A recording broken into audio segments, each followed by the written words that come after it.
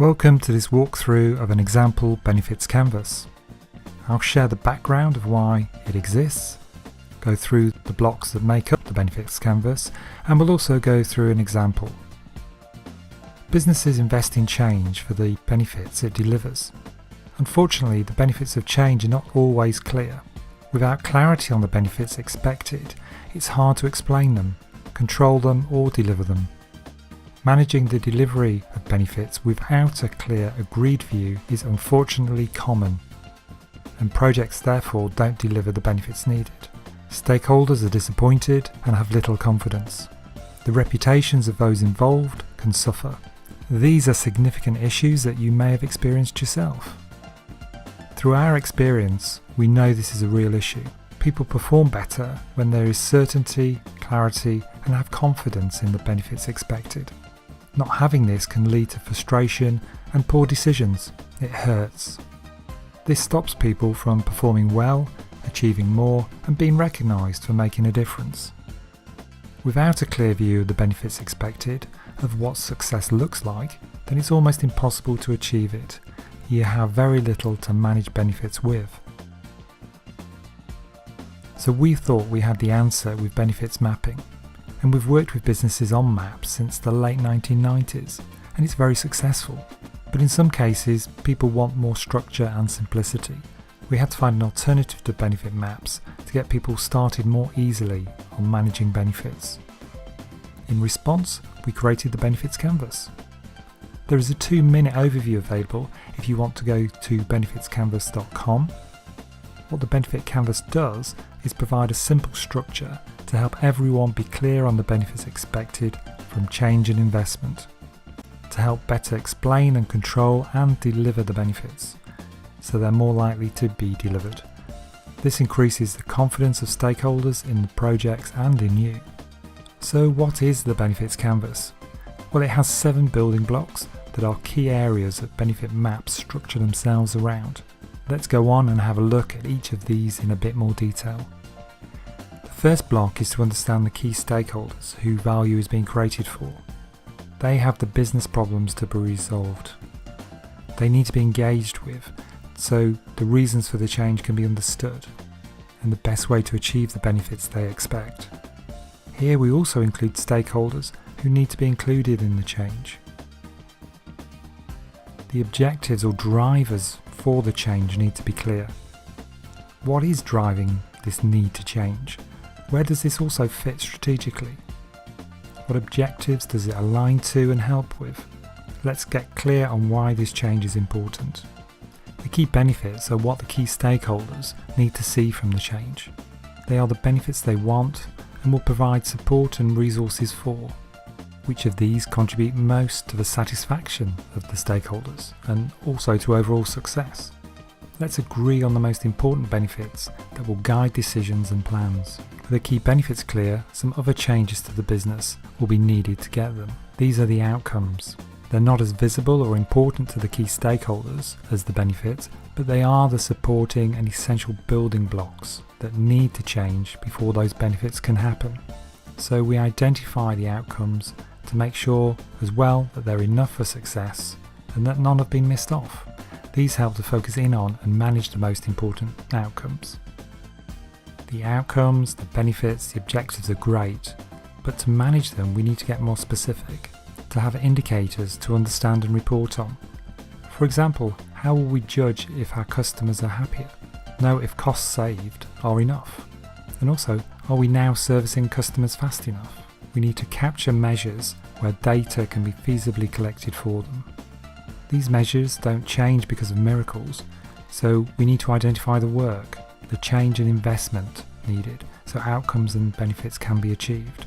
In this building block, add just the essential activities, outputs and capabilities, rather than detailed plans. List those that will be enough for success, highlighting those of most importance to help with priorities. Now, any change has assumptions, risks and dependencies to manage. Unless they're known and managed, then they can trip you up. Are there risks to benefits and outcomes that we need to be aware of? What assumptions and dependencies do we need to share? And also potentially adjust the work on the benefits canvas to help manage them. We've now covered the 7 blocks. In the lower right are the key stakeholders, along the top are the objectives, key benefits, outcomes and work, and then the key measures are below in the middle, with key assumptions and risks to the left.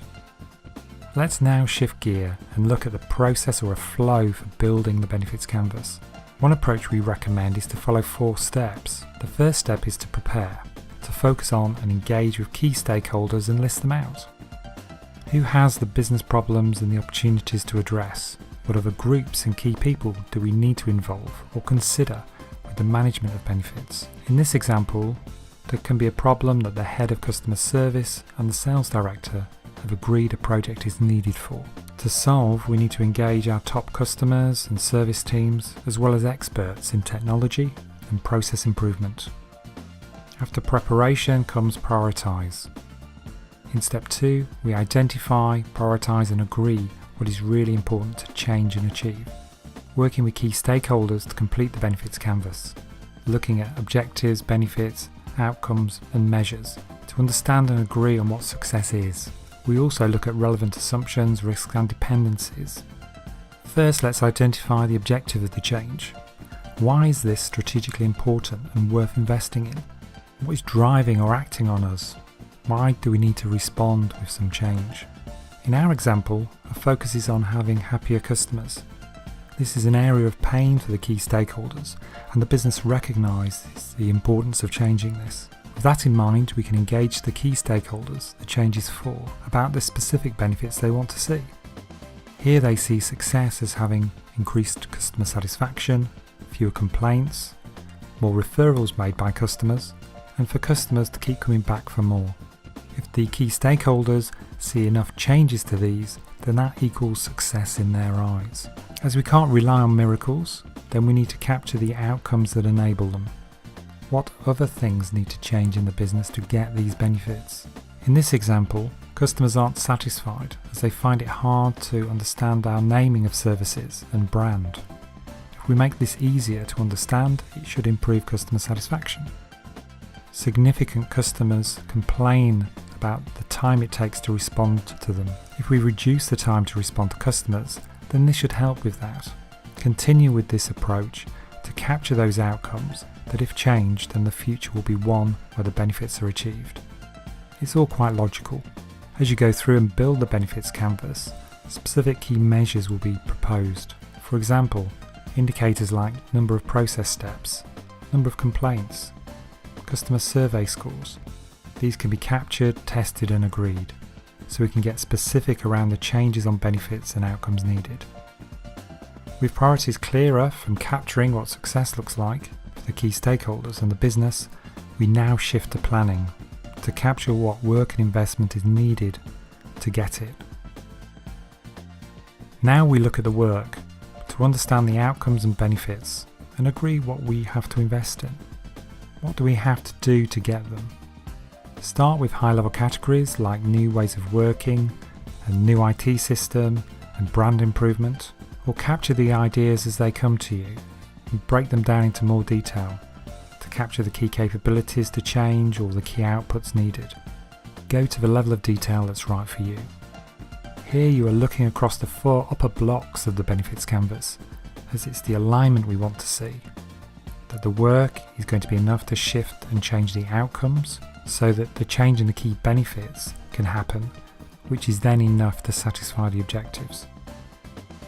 The right hand side is why we're doing the change. The left side is what is needed to achieve it.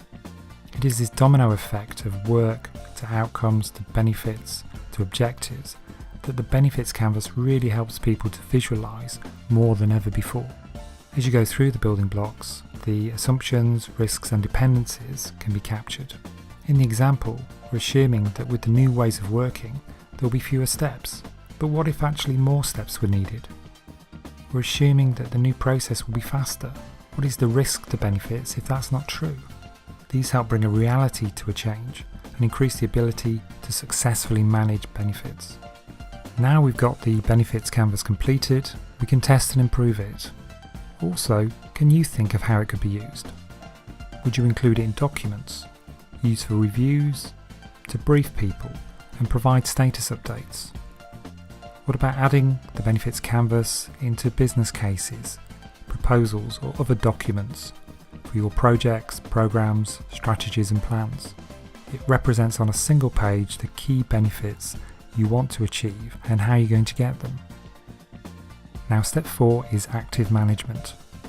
With the benefits canvas agreed, priorities will shift, stakeholders will change, and delivery will also happen. It's important that the benefits canvas is updated with this feedback, this new information, so it represents the current situation and isn't just an historic view of what was agreed a good while ago. As investment in change is made for the benefits it delivers, then the benefits canvas helps you be more successful, so you can be more clear on the benefits of change, so they're easier to explain, control and deliver, to have more confident stakeholders, satisfied with the business value projects deliver, projects that help boost performance, reputations and take pain away.